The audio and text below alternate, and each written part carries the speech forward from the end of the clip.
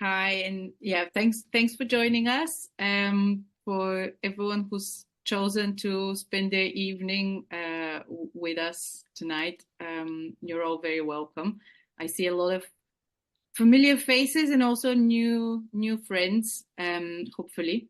I will do some introductions and some housekeeping just to let everyone know how the meeting is gonna proceed, and then we will hear from our brilliant speakers as well.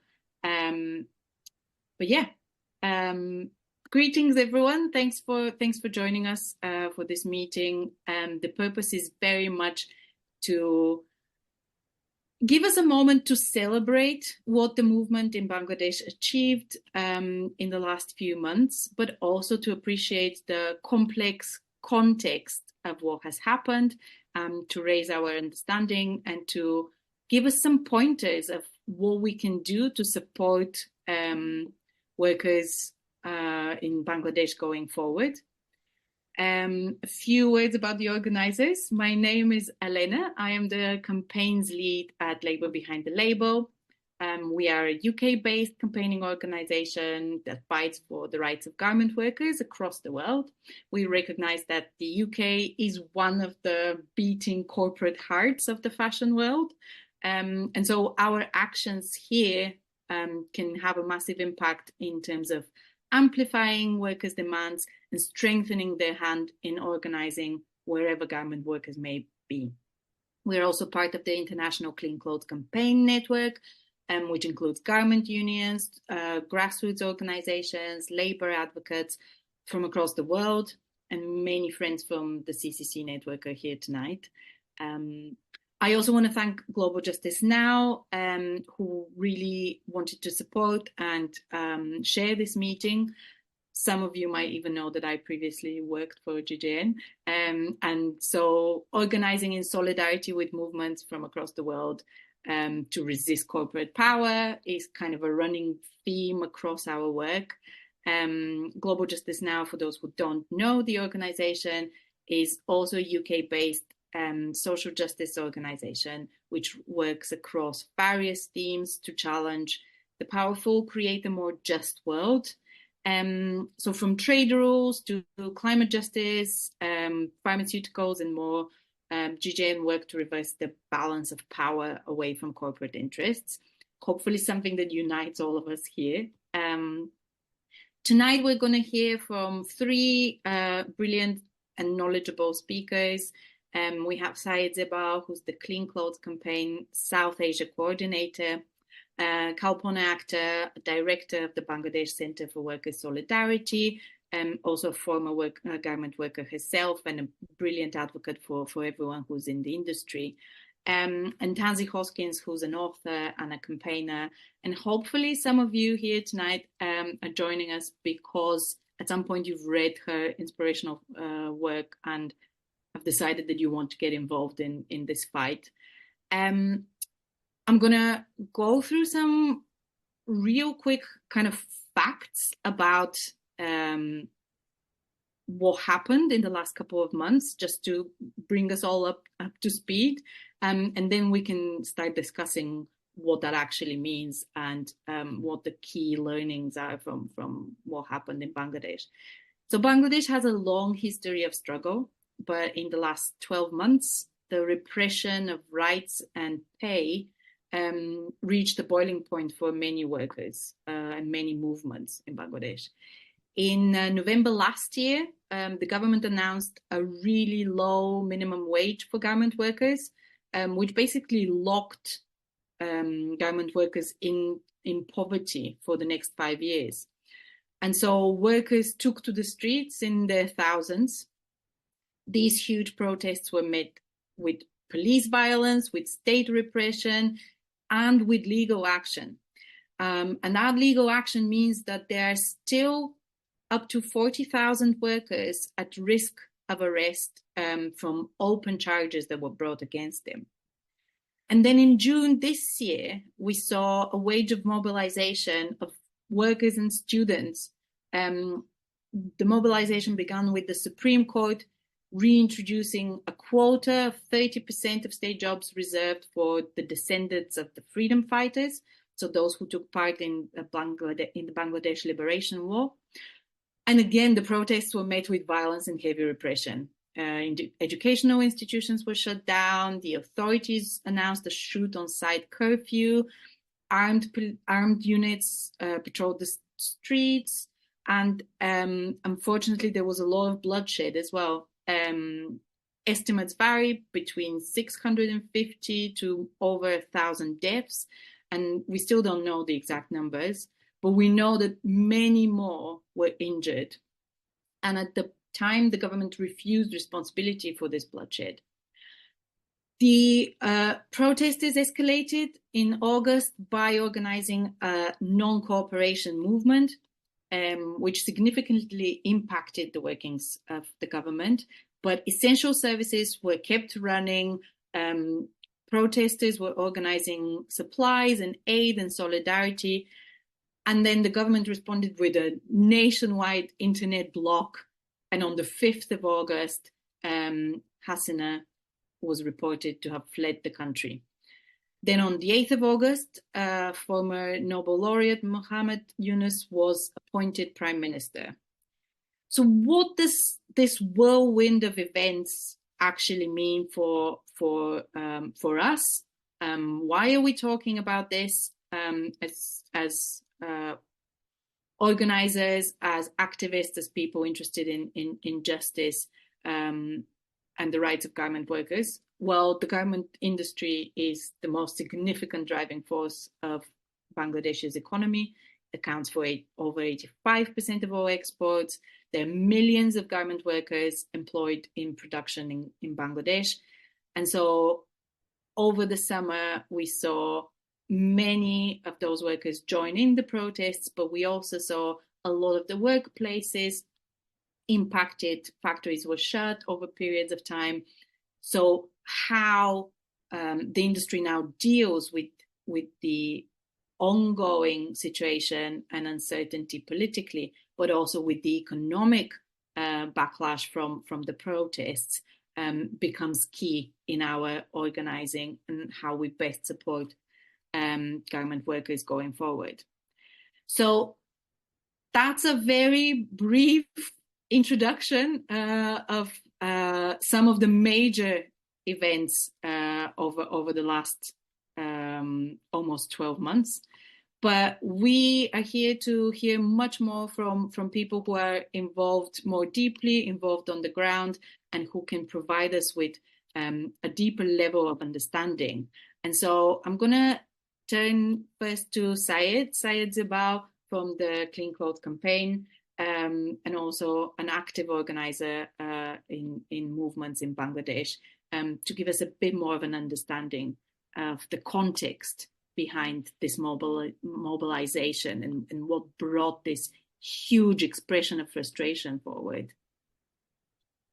First of all, thank you, Elena, for giving me the opportunity to share my views here.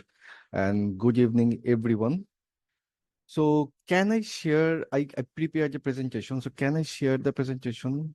It seems like I can't. Ooh, let me allow you to do that. Yeah, please. Then it would be easier for me. And though you have made, not this one, I have another ID login. So in that one also, I need the permission. Okay. I'm saying hello. There you are. Yes. Yeah. Though you already went through a lot of the important part, so that made my part a bit easier because I know you give some hints, which is very helpful. Okay, here we are. Oh.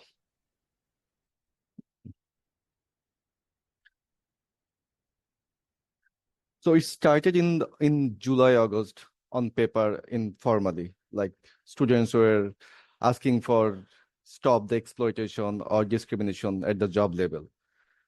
But it has the background, like you can see the percentage. Like in the government job quota, almost 56% of the seats are blocked for the quota candidates. Only 44% were open. And in a year, there was around 3 to 4,000 job, the government job. So that made the whole thing more serious. And you can see like 30% of the whole quota system are reserved for the freedom fighters, which actually made the whole thing more complicated because the freedom fighters were the like 3 generation before, and then his son or daughter got this opportunity, and later on his or her grandchildren also looking for the same opportunity. And it is not, it is like infinity of time they can use this opportunity. So that made the whole thing more questionable. Why it started? It is not only because of the exploitation or discrimination. There were some other reason also behind. Economic crisis. People were really suffering financially and economically. And there was a huge unemployment rate for the last couple of years. And in 2023, it was 16%, or if I can give you the number, it is 800,000. The university graduate were unemployed on 2023. The last government organized 3 voting. 2 of those were done by one party voting, and the another one was rigged at the day before the voting day. And then there was no civic space. People cannot speak. People cannot talk about their dissatisfaction, their unhappiness. So the grudges were stuck somewhere, everyone's mind. And then there was a huge corruption. Like the government was approving all the big projects where the government officials are not only the government officials, also the party people, the political people are taking commissions from those big projects. So these are made the whole thing more complicated. And the main story started from here for this time. On July 15, students start to protest at the Dhaka Varsity area, which is the central varsity for the Bangladesh. Like our freedom fighter, freedom over, then our language movement was started from here. So you can say like it is the nucleus of the Bangladesh.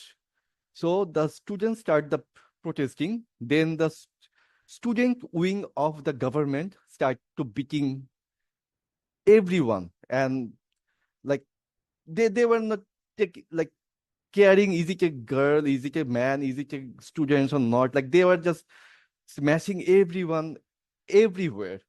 And they were very brutal. Like more than hundreds of students were brutally injured in that protest. And they were in front of the police. They were doing this. And it was brutally give the first shake to the country people, the general people, like what was happening there. Like before that, like people are so scared to talk, to raise their voice against this disruption. But when it started to happen, then people were just giving their opinion, like, no, this was not the right thing, what was happening. But it has started, and then they started to arrest the student activists or the protesters.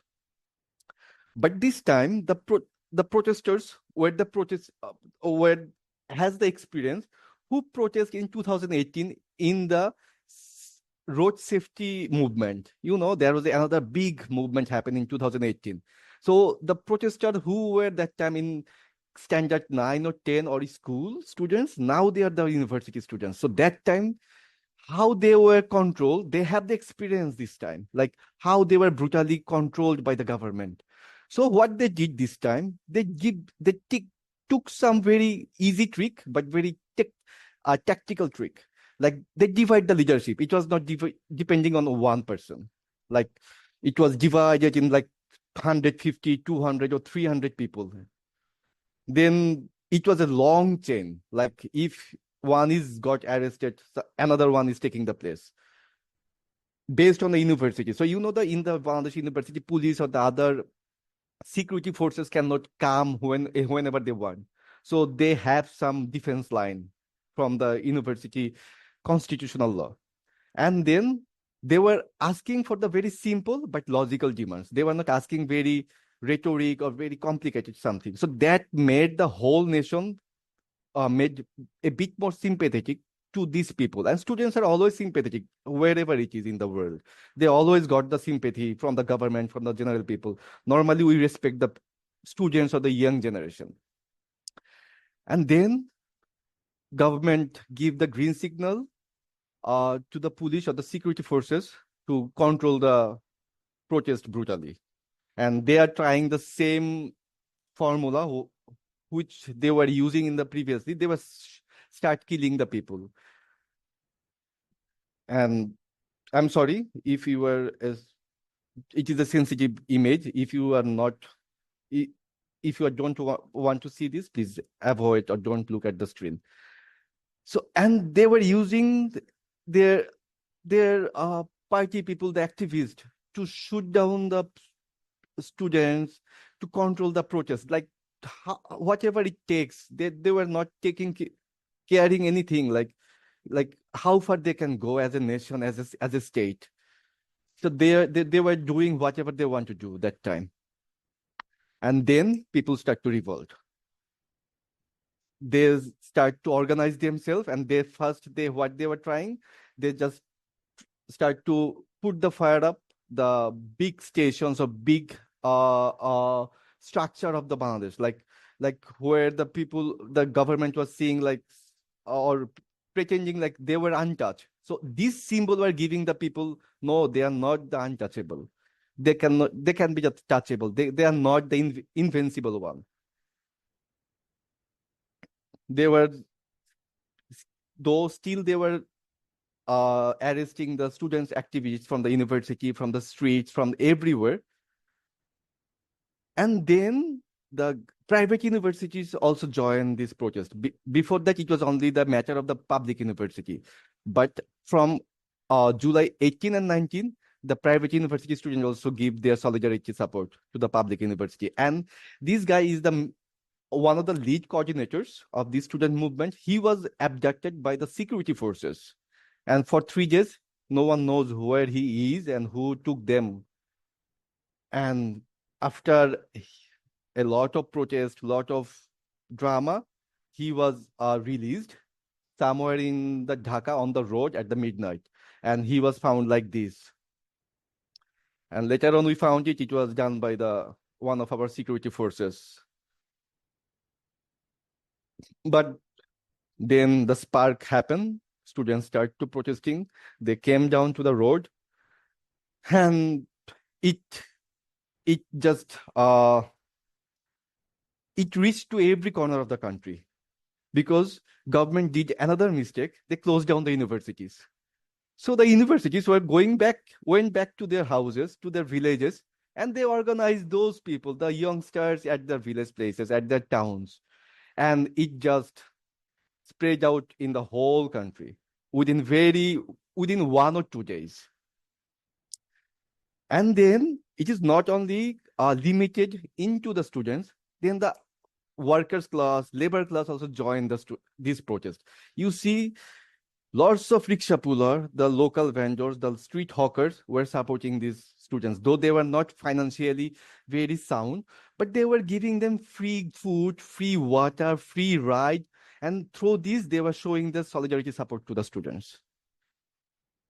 And then you can see the date is July 33rd or August 2.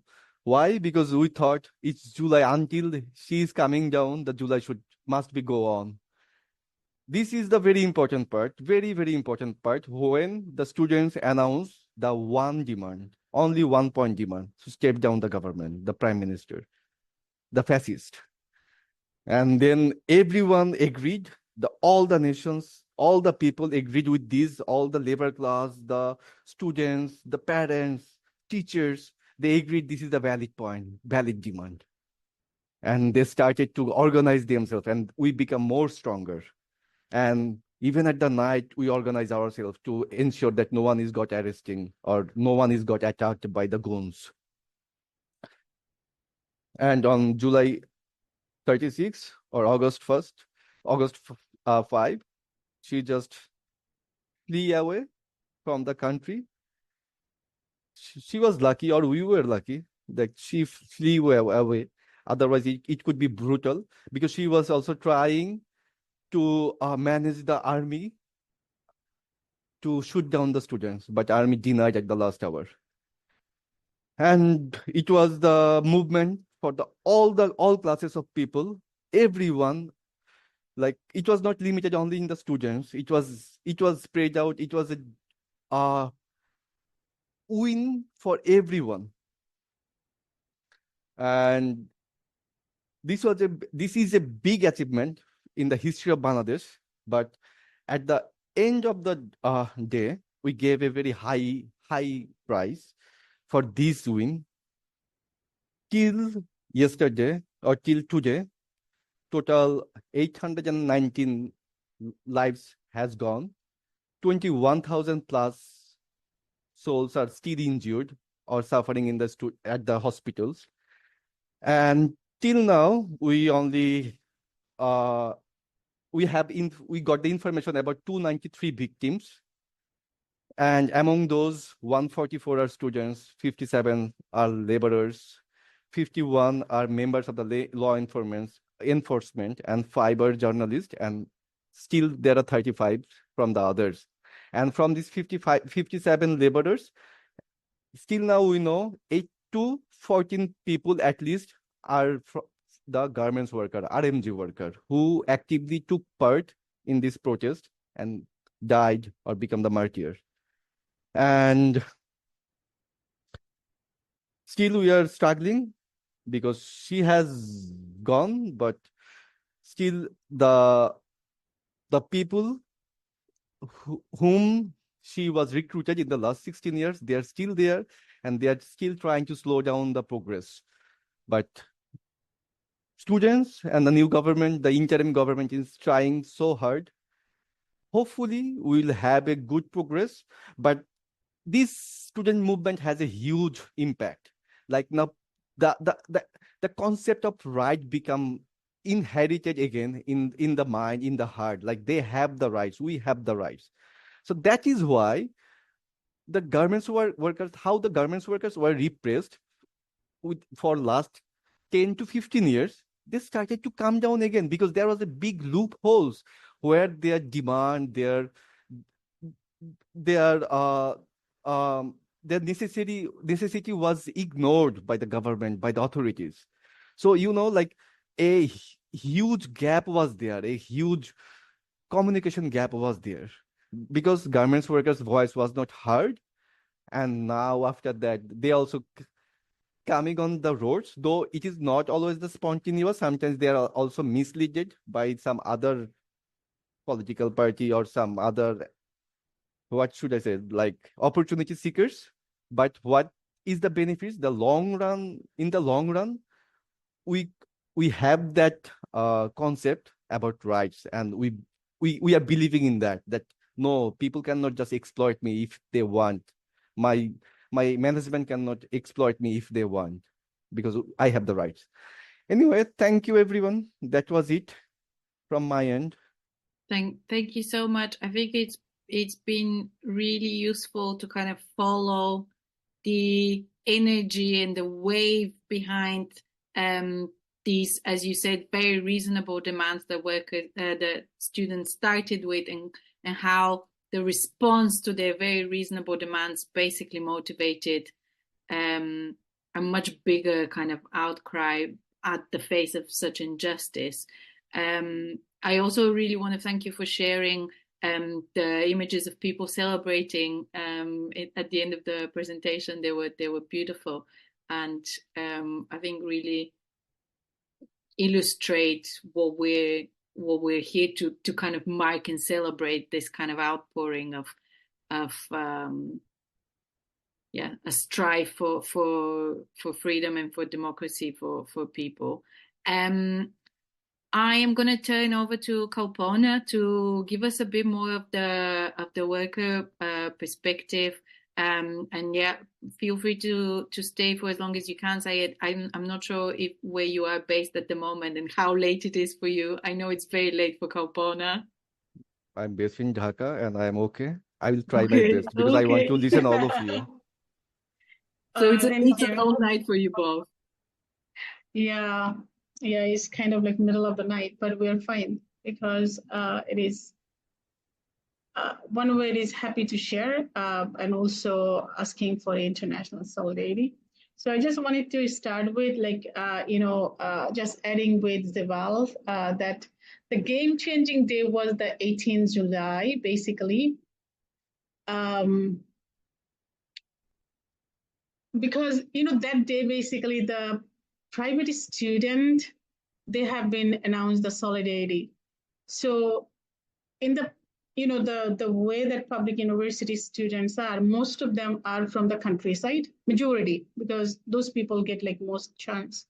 But the private university, pretty much like all of them and their parents live in the city, and they definitely like middle class or upper middle class. So when you get like people from the countryside, student those are struggling with everything, and you get your middle class and upper middle class in the fight, then there is no way that you have been defeated. And the stupid idea of the Hasina regime, what they have been done, they shouldn't have killed our children. When someone attack your children, it is beyond you can endure anything. So we all had to revolt because our children was shooting. Like, if you ask me, would I mind if there would be political people would be killing in these, things? No, I won't, because they had their own agenda to fulfill. But these children, these students, they didn't have any agenda, despite saying that, stop the corruption, or there should be, no, despite it's like stop the discrimination in the jobs, in everything. There was like very simple demand, and responding to that, to killing them, it was beyond anyone can endure in the country. So, yeah, what she did with our children, she got that, and now we it's a changing time. So let's start with the workers. The last regime, Hasina regime, was definitely difficult, but we just cannot also say that the regime before her or a political party before her was good. No, no government was good to the workers. They never good to the workers anywhere, and they wasn't good in our country as well. Like since I have been a factory worker, and now I've been through like 3-4 governments, and see, the last regime was like longest time, but none of them was sympathized to the workers. When you talk about wages, there was always side of the manufacturers or management, not to the workers. When we talked about long shifting hour or respect or freedom of association, nothing was easy going to the workers in those days as well. But last 16 years was extreme. There was an invisible ban on the freedom of association or getting like union registration. In Hasina regime, I think it is 4 times the minimum wage for garment worker has been reviewed, but every time it was like she was sympathized to the workers. Like it was like, so workers were begging to her, and it is not that. Workers never got a respectable minimum wage for us. Whatever we asked, we always get like half of that. And she was the one who would be decided and saying that, this is the bar, we can go. No, there should be a law and order, right? There should be a space to discuss. The workers should put their voices on there. But there was always lack of that.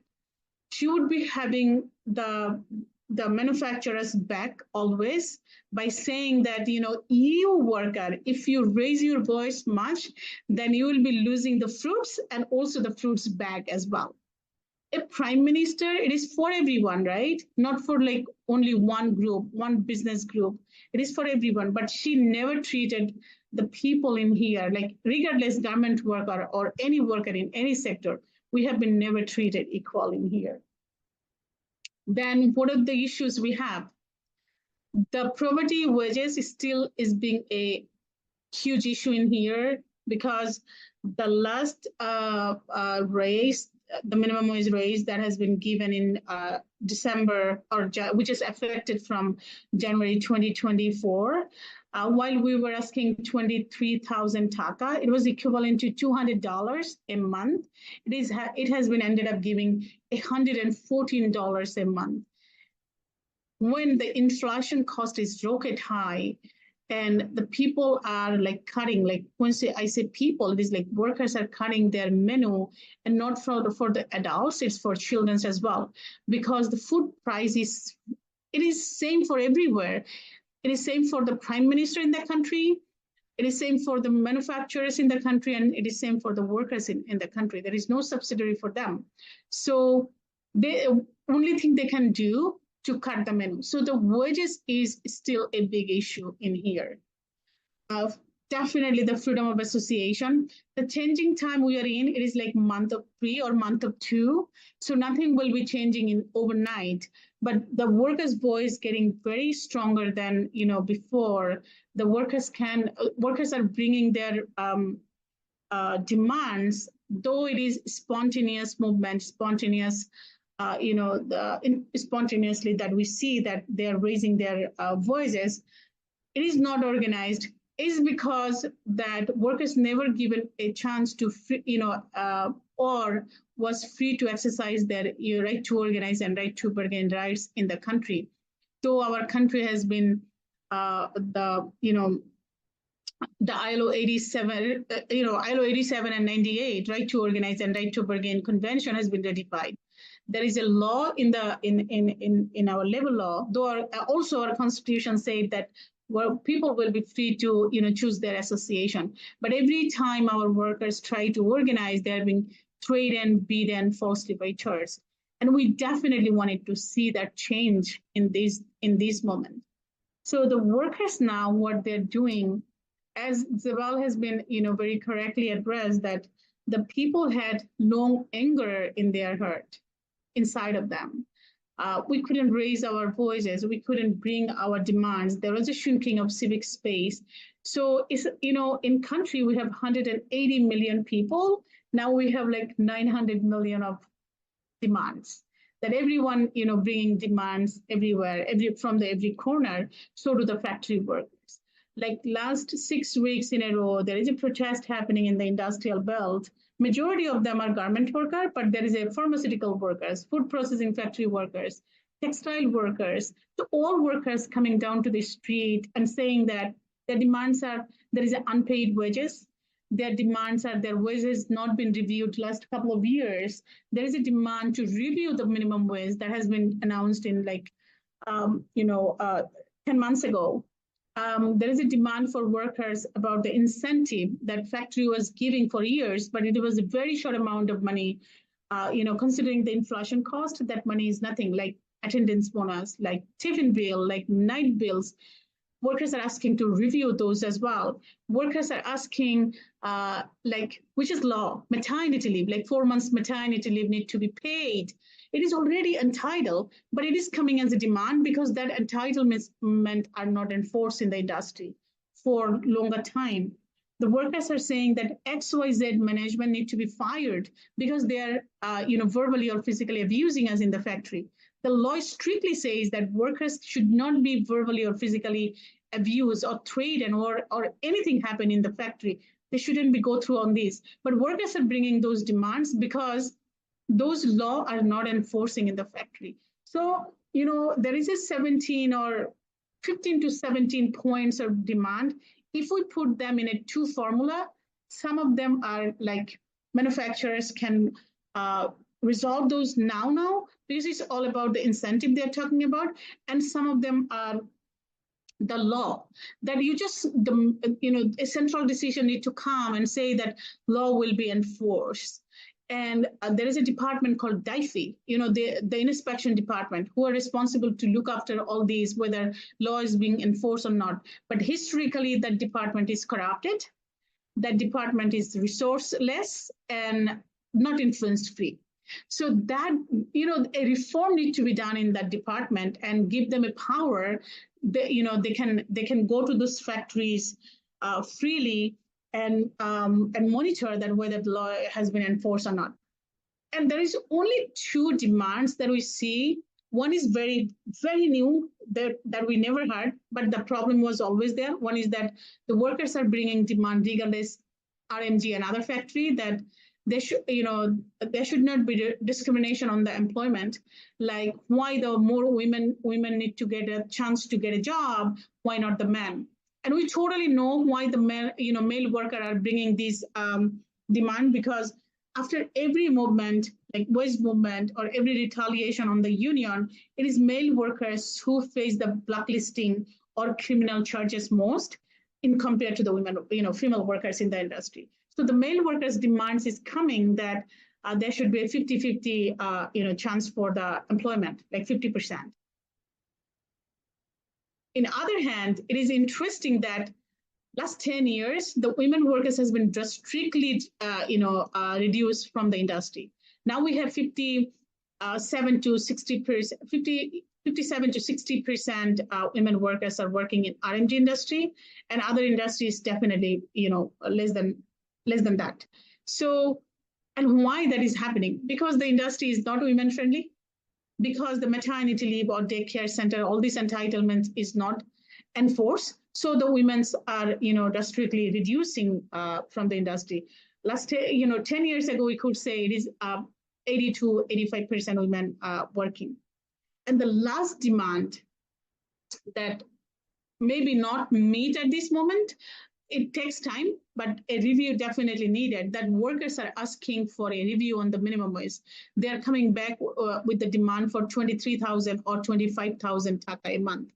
And one factory worker, like very smart answer we heard from them when they were negotiating with their respective factory management, along with Trade Union Federation and also the Manufacturers Association. The workers say that, well, if you cannot review the wages or increase our wages now, then will we work for only 6 hours? Because the other hours we can, use for other job, because one job is not feeding us well, or it is not enough for our family. All the minimum wage campaign have been done, or living wage campaign. This is the most smartest answer we ever got from our workers. And that is amazed me. If you ask me that what is the one single demand you have now for workers in Bangladesh, and specifically for RMG workers, that would be review the wages, because the wages that has been reviewed, it was totally deprived our workers. But in the same time, we also know there is a million things in the plate for this interim government. They might not able to address all of them now, but there is one agreement has been done like on September 18th, just last month. It's an 18-point demand, and among one of them, it says that next 3 months there will be committee who will be review the wages and everything, and they will be coming with a recommendation to the interim government. Then all stakeholders will be sitting together to see that chance of the wage review. So I really wanted to give them a space of that as an activist. I mean, considering the situation, if that would be like Hasina regime, I will be say no. It has to be doing now. But these people, they're not political people. Those are in the interim government. They're like most of them are activists, students, and pretty like non-political people who doesn't have any idea that how to address the political issues. But they're learning so fast. I'll be echoing Zebal about what he says that when we have like changes in the top, but the office bearer, like all these, staff, the secretaries, all the staff working in the ministry and elsewhere, those are the same people who worked like last 16 years for that regime. So you just cannot, expect to see that change overnight. So we need to reform or clean up those people as well, because those are kind of like, sold sold to that last regime or to the manufacturers in here. So, I mean, these are the problem we see, but in the same time, we see hope as well. We are hanging tight in here, but we also need the international solidarity because of these, there are some brands who are saying that there is a political instability and they're trying to, downsize their production in Bangladesh, and also looking for another market to bring their business. That can be our neighbor. And as you know, there is always competition. The India has, definitely looking for taking this business. So do the Sri Lanka, as well as Vietnam and other countries. So what solidarity we needed, we are not in a war. That it is a very clear message.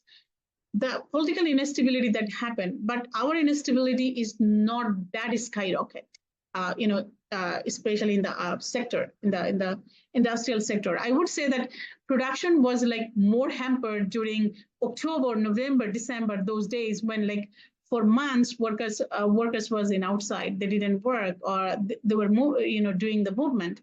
So we haven't seen that any of the brands to move their orders or downsize their order or dry down their orders during that time. Then why now? If they downsize the orders, that would be giving us a vibe that they would be supporting that autocrat government rather like who wanted to make changes now. I definitely cannot demand that situation will be remaining same that we have now when the next political government will be coming, or there can be a in coming months or year, there can be, changes within this interim government as well. But we're in a different time now. At least we can speak. At least we can call some of these, people in the government that, hey, what the hell you are talking about? We can send them text. So we really don't want it to close that window. So we need the solidarity to tell the brands that not to downsize the orders, because if they do that, the workers will be losing their job. So no one should give a hardship to the workers. Our workers are so hand to mouth. No job will be no money for them, and no money is no food. So we are in that practical situation, and we just cannot make that harder for our workers.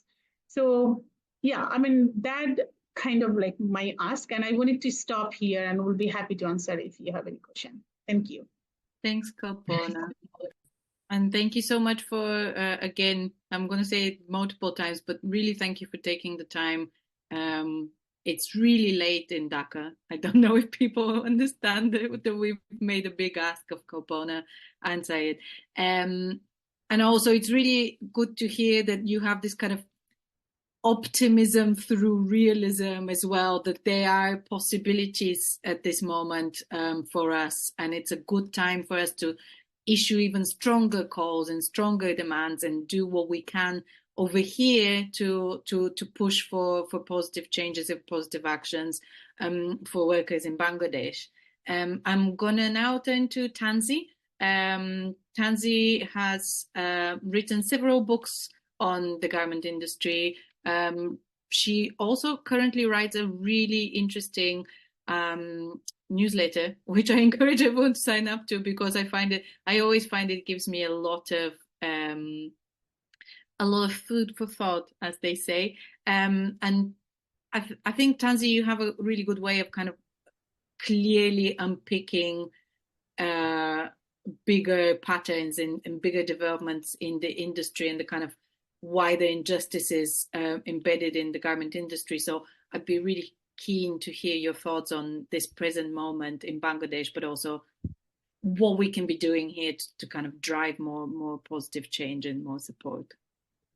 Wow. Well, thank you so much, Alina. And yes, thank you so much to Syed and to Kalpona as well. It's like, and just an enormous honor to be sharing this evening with you, and I'm so grateful for your presentations. And it's not easy to get accurate information out of Bangladesh at the moment, and I'm really grateful to you for coming and talking to us all this evening. And Alina said at the beginning how important it is that we're doing this event, that it's hosted in the United Kingdom, because we have the brands here, and that is absolutely true.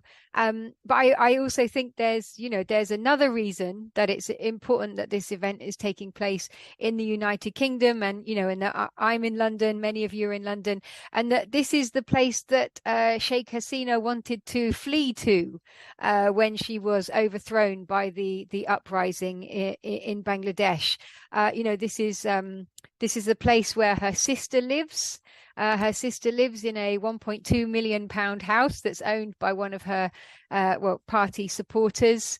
Her niece is a Labour MP here who also has questions around property to answer as well. So there are these like unholy links between Bangladesh and London and the city of London.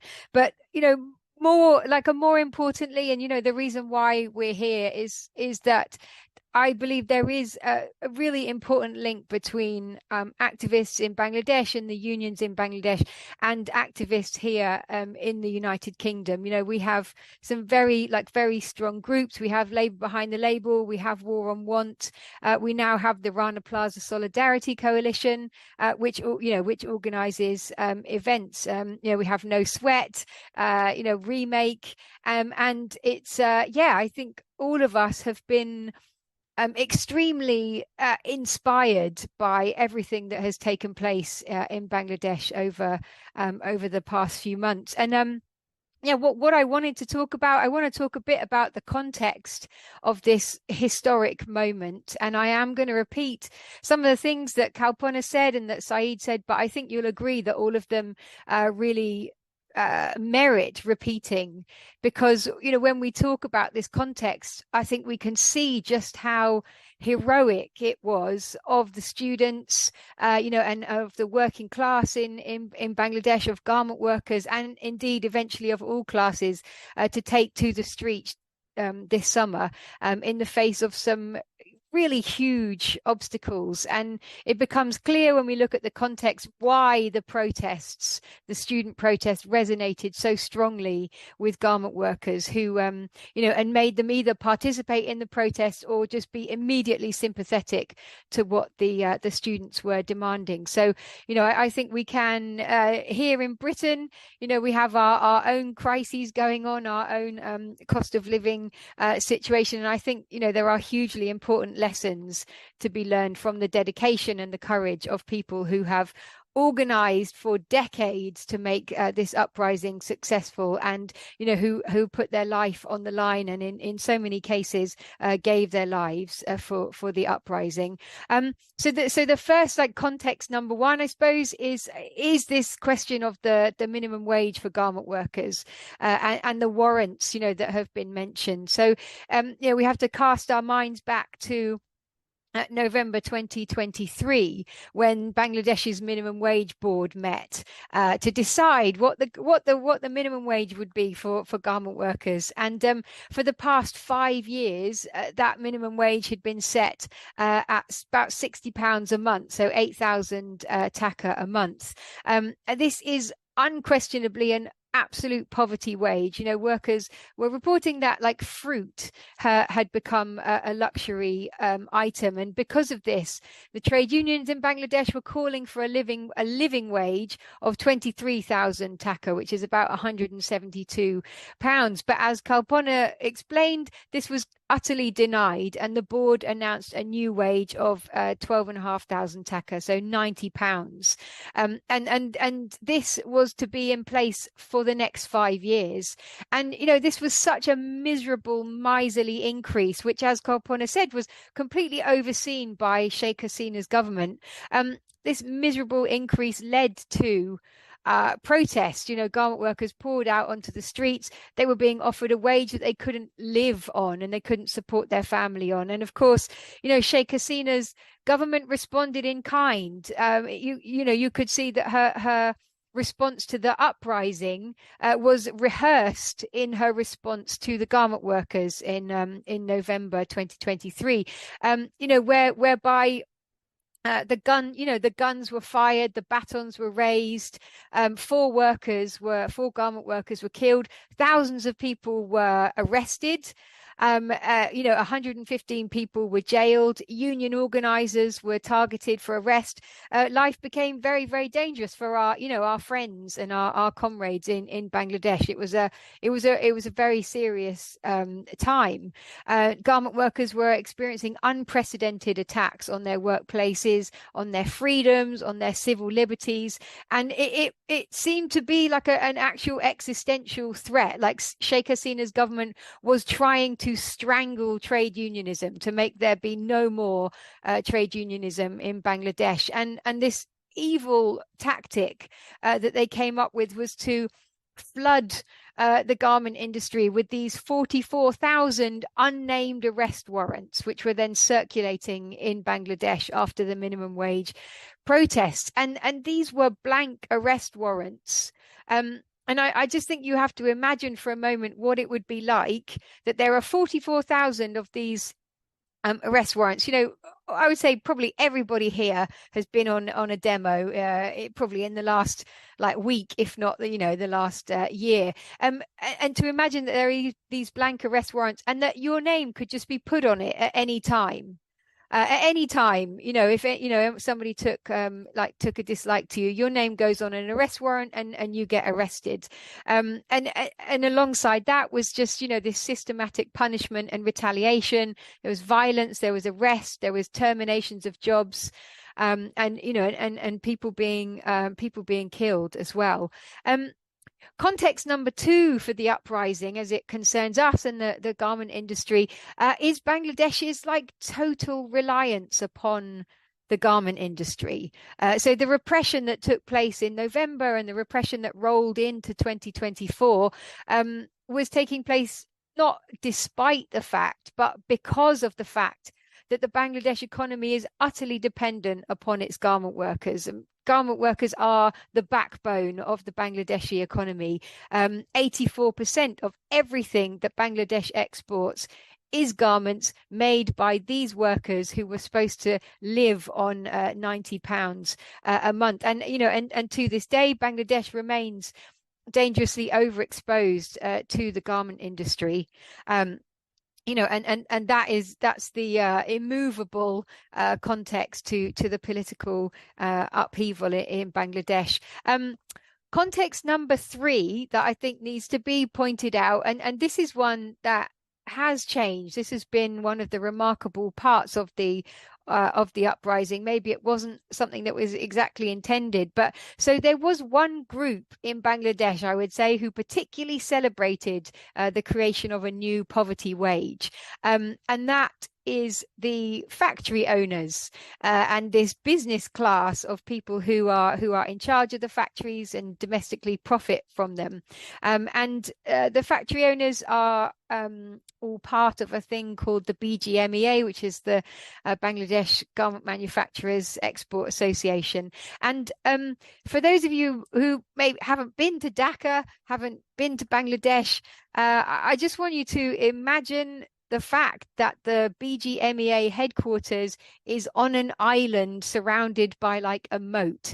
It is the most medieval scenario that you can imagine, the most feudal scenario. And you routinely get people, Bangladeshi workers who are on strike or wanting their wages, have to will march to the gates, which are then and there's this moat that people have to cross. And I just think it's a real a real symbol of the attitude of the BGMEA towards the people who work in the factories. And Bangladesh's factory owners are an extraordinarily powerful ruling class, and these business interests intersect with the politicians, with the military generals, you know, and very, very powerful figures and other like industrialists.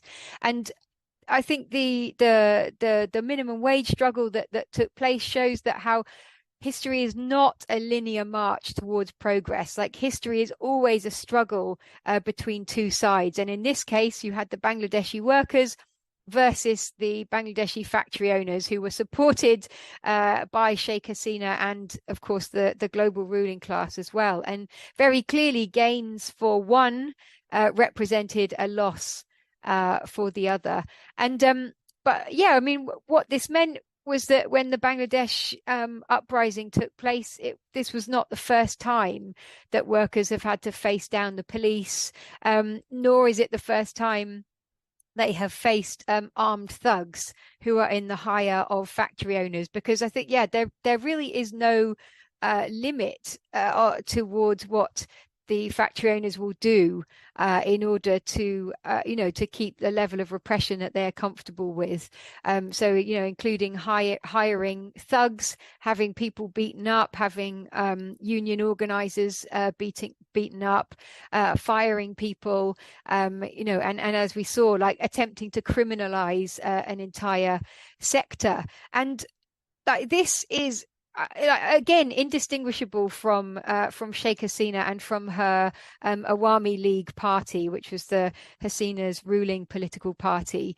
And if we cast our minds back to the Rana Plaza factory collapse that took place in 2013, we can see a good example of how many factory owners were able to gain a lot of political power and industrial power through their association with the Awami League and with Sheikh Hasina. And the owner of Rana Plaza, so Mohammed Sahel Rana, was a member of the Awami League. He came up through that party, and he had a lot of local power that he was able to use to to basically be a kind of local gangster figure and have a lot of power over people who were working in these factories. And like, one thing that has changed, and I mean, I would be really interested in hearing more about this, perhaps from Kalpona and Syed in a minute, is that with the uprising,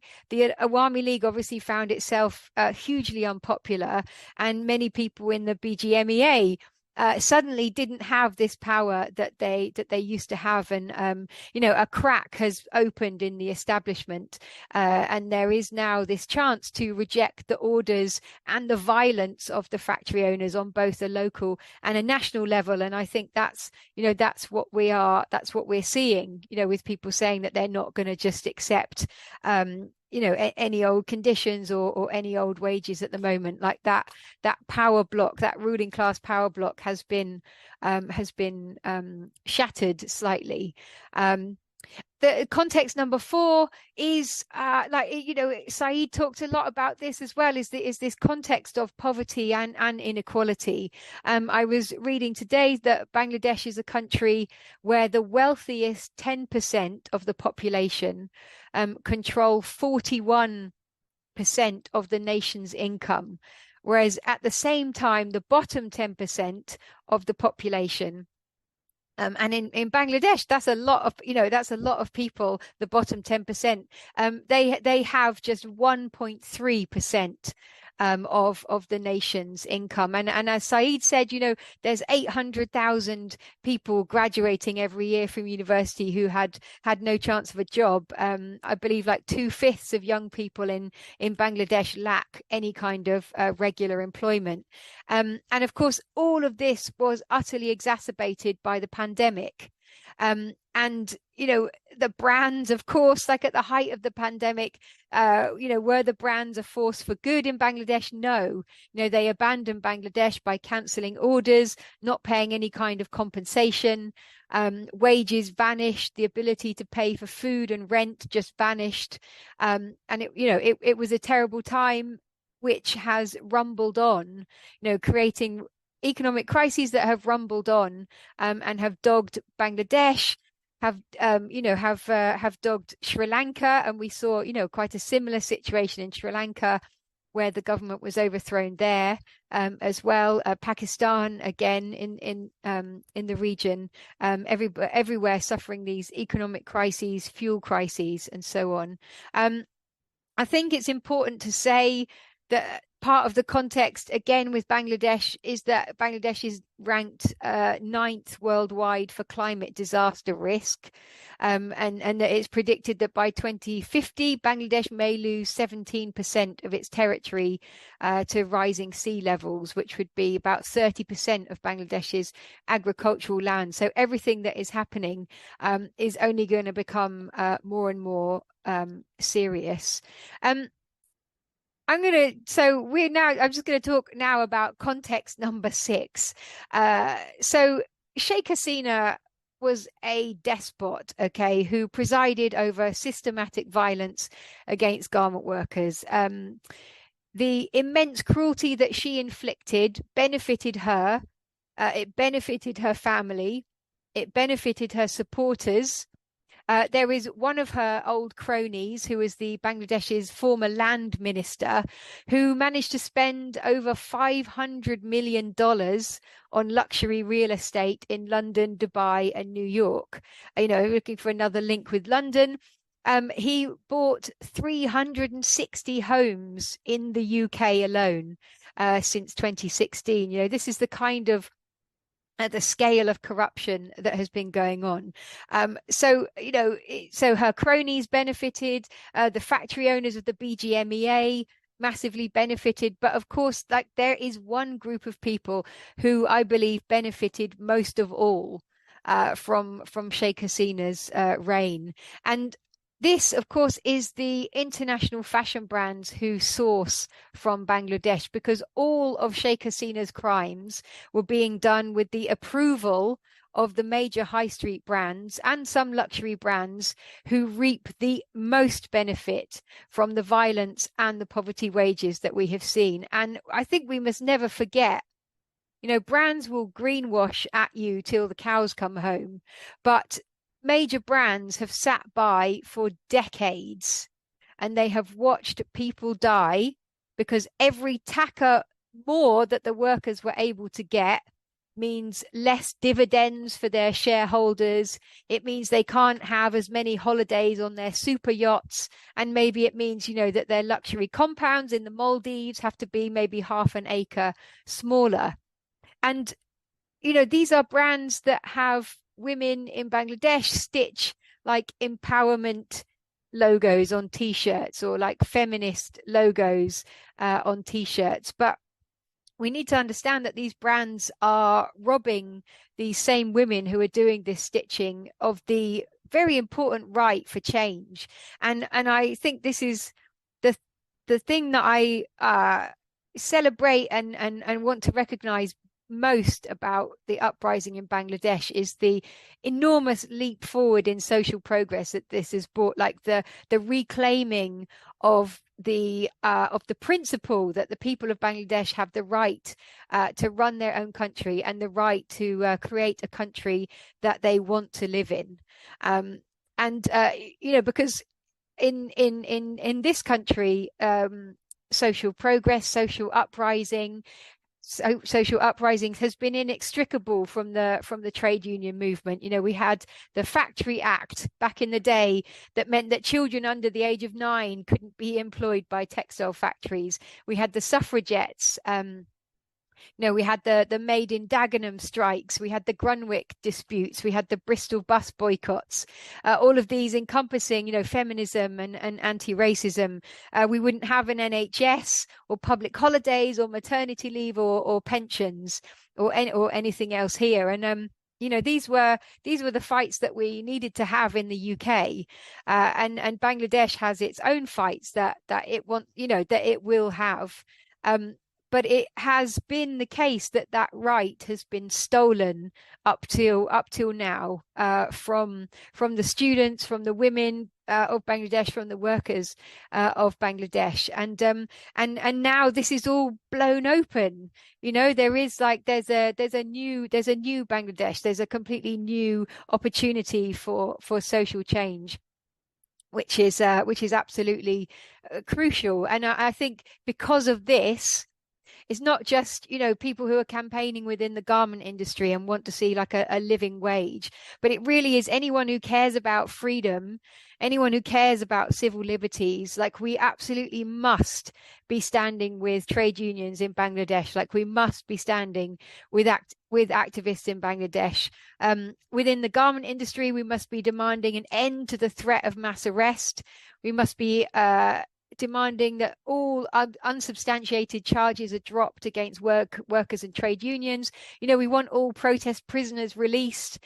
We definitely want that proper living wage of at least 23,000 taka. I mean, maybe there'll be a greater living wage that we will get behind that.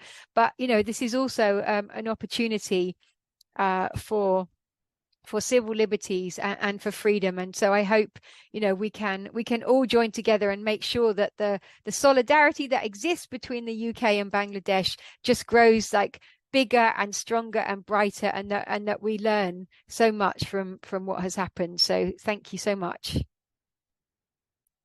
Thank you, Tansy. What a brilliant kind of ending to this part of our conversation. And I think the best sort of motivation for people to get involved and step up their actions and kind of join in solidarity that we could hope to get out of this conversation. I need to make a very important clarification and an apology.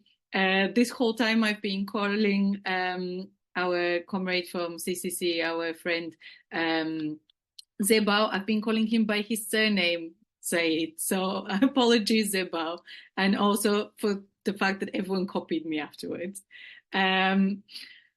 Yeah, thank you so much for our speakers. We will have some time for questions, and there's been a really lively discussion in the chat. And I have to say, this doesn't always happen. Sometimes people come, they learn, they watch speakers, but I'm really heartened to see so many people actually discussing the issues and news and facts and like trying to untangle the thread of where the money is and who's to blame and where power really lies in this system.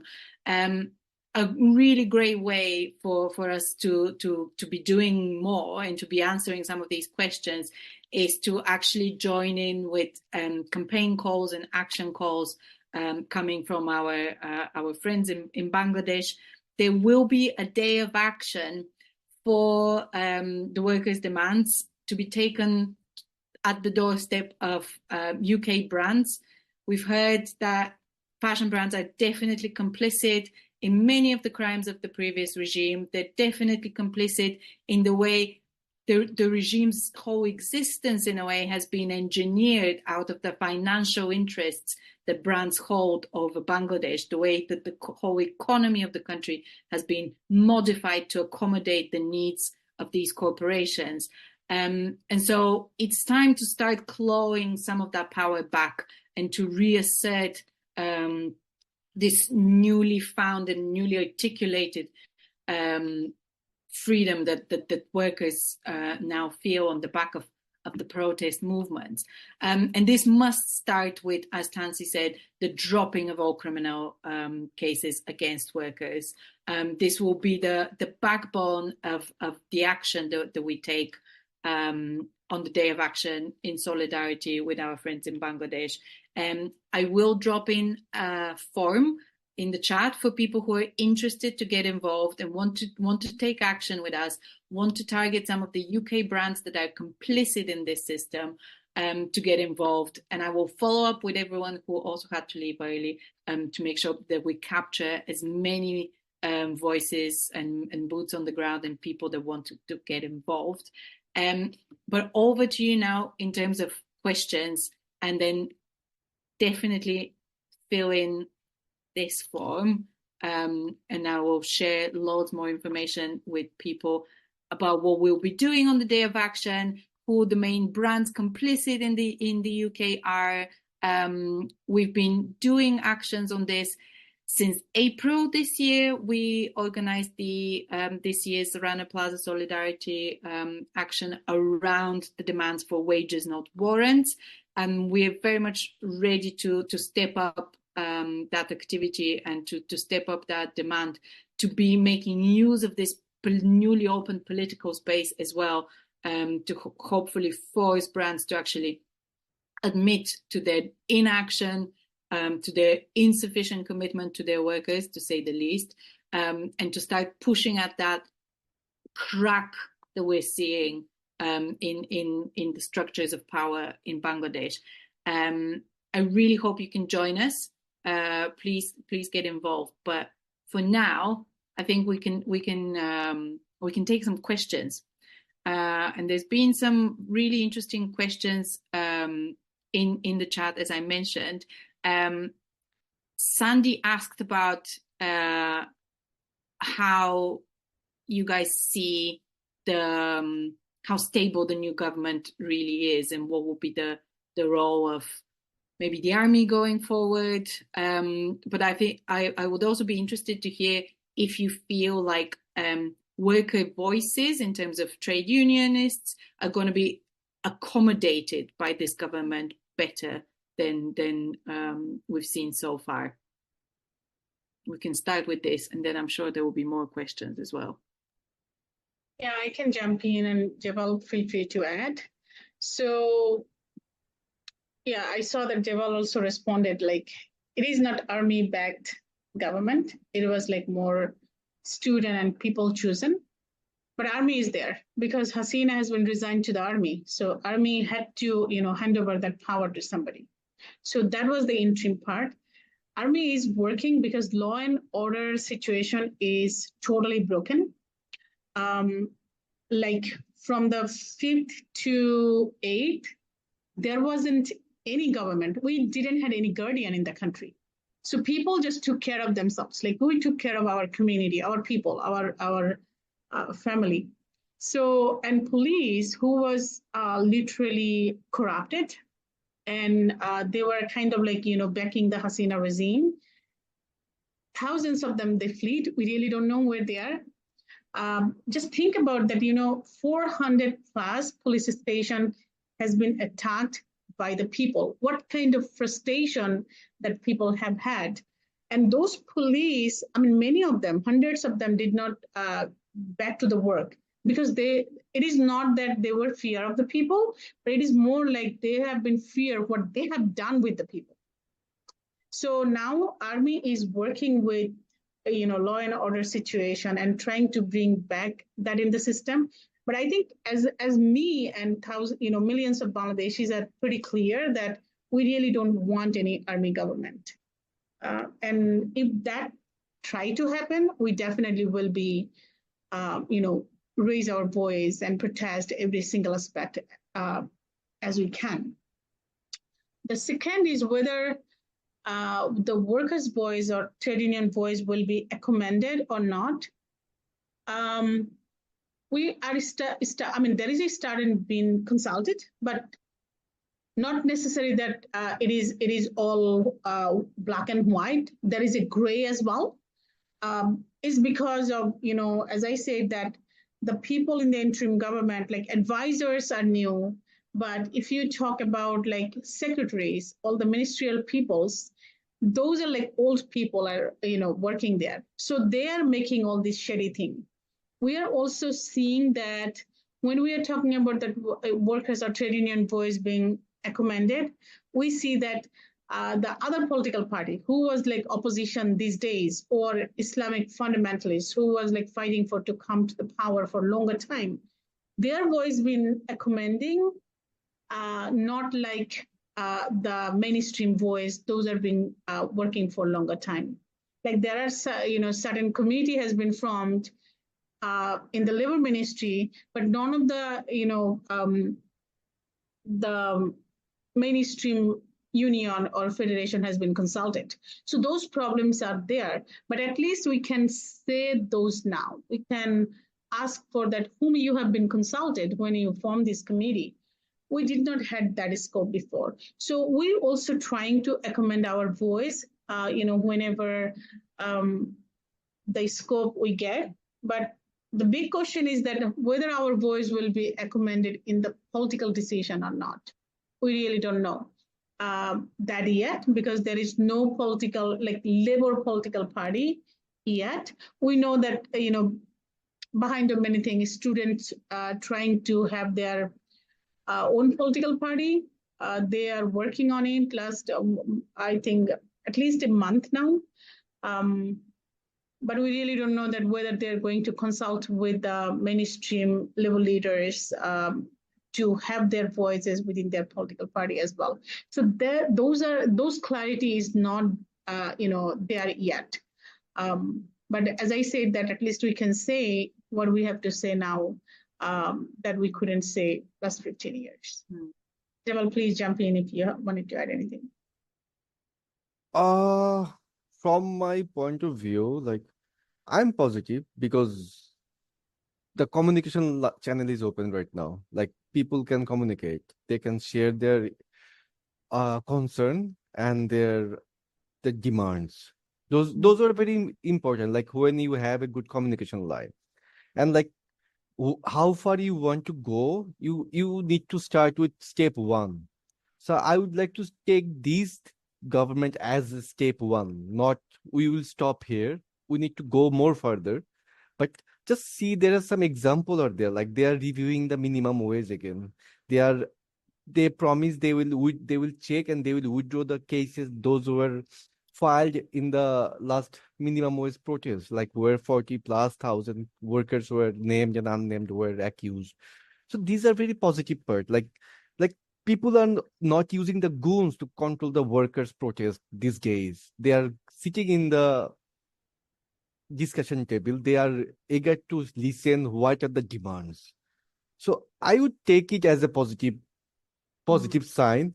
I'm not saying they did not done they did not do any mistakes, but as a optimistic one, I would like take those as benefit of doubt. Like, this can happen, it is a state, but I want to focus on their intention. I think we can have a better tomorrow.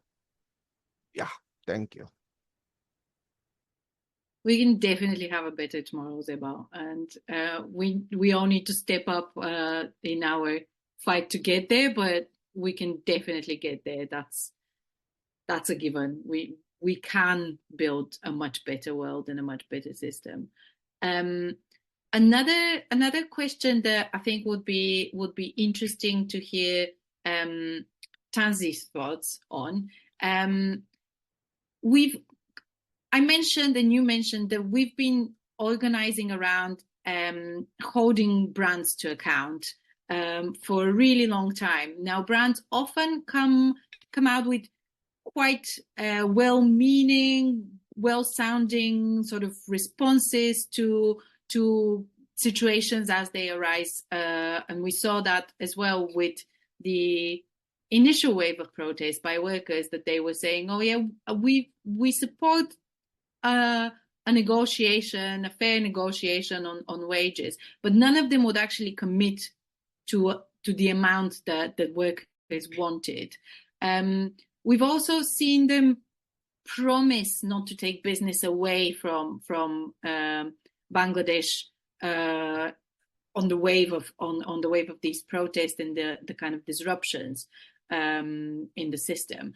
But I mean, it's the obvious and leading question will be, how much can we trust them? And I think that the answer is, yeah, quite obvious. But the real question is, where do you think our power lies when it comes to forcing brands to step up and do more and take some responsibility?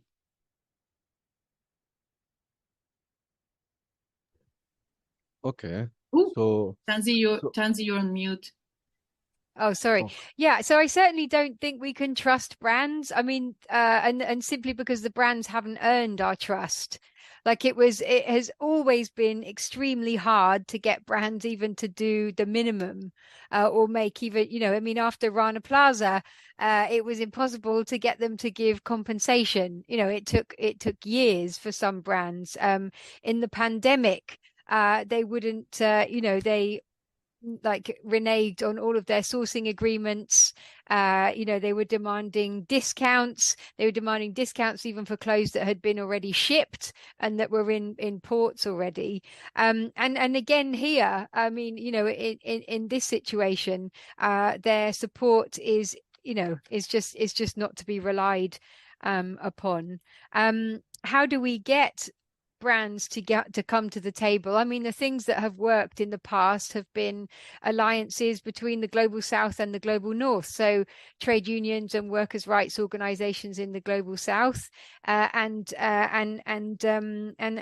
supportive solidarity groups in the global north. And that's how we got the Bangladesh Accord on fire and building safety. It's how we got the Dindigul agreement in India over gender-based violence.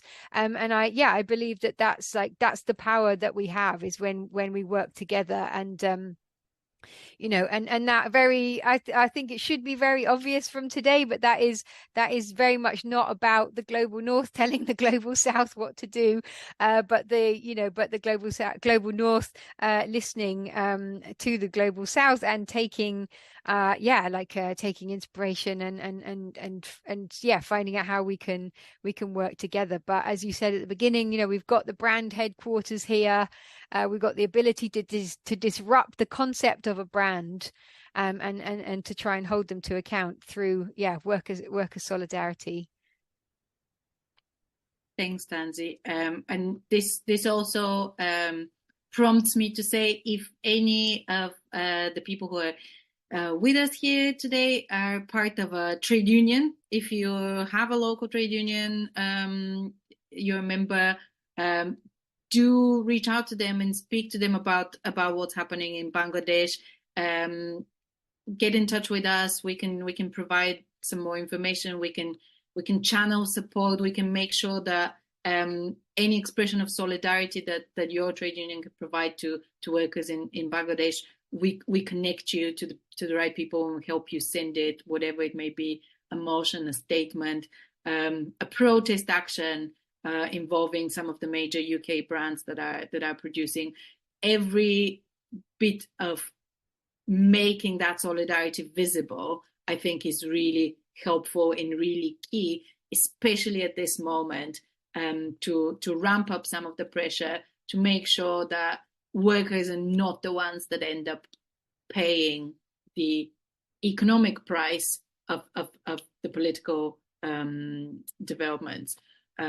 As positive as they may be in the long term, they are still a danger to the livelihoods of workers at the moment, given this notorious track record of brands that they have to use and manipulate situations to demand bigger profits for themselves. So this is something that we remain vigilant on. We will really encourage everyone to get involved with a day of action in solidarity with our friends in Bangladesh. And as we're getting really close to the end of today's meeting, I just want to give the opportunity to Kalpona and Zebal to say a few words in conclusion.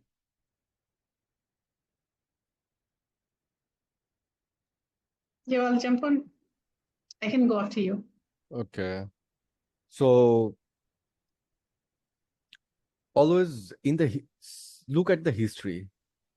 If always there was the repression, there was the exploitation, but always people own the fight. So hope is the best thing we can have right now. So let's be the hopeful one and stay together and make sure we are united wherever we are. It doesn't matter. Thanks, Zebal. Yeah.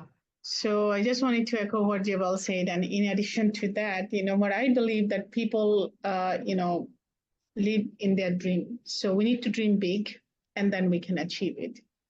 the Bangladesh, since like 1971 to till now, it wasn't easy for us. And every fort the Bangladeshi did, we own. So we hope that, as I said, as Zebal said, that we can have a better tomorrow. But we need to stay strong, hanging tight here in Bangladesh, as well as we need our solidarity from all of you.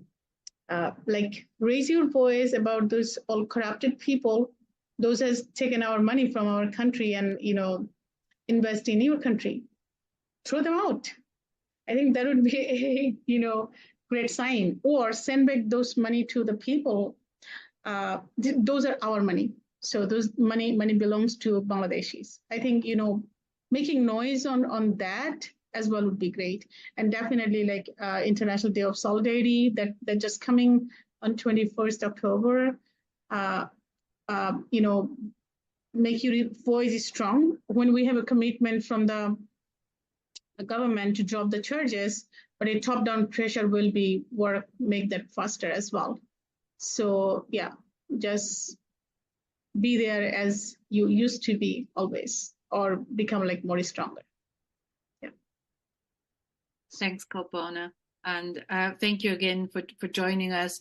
Thanks for sharing your knowledge, your thoughts, your hopes, and your expectations, and your frustrations with what has been happening. I hope you get the sense of just how inspiring we find the movement in Bangladesh. It's really been incredible to witness. It's been incredible to be able to support in any way that we can, even if it's just a little, because we see what it builds towards and just how much power the people in Bangladesh hold to really change this industry, this world, this system that we're all operating under. You are an inspiration to us, and we hope we'll get many more chances to learn from you as well. Thank you, Tansy, as well, for joining us and for your very clear insights and analysis, and a very kind of radical, motivating call for everyone to get involved with actions.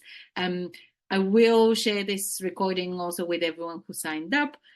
So if you have any friends that you think might be interested and want to learn from this meeting, they will have the chance to view it as well. Thanks once again for joining us, and you'll be hearing from me shortly. Have a great night. Bye. Thank you. Take care. Have a great evening. Bye. Bye.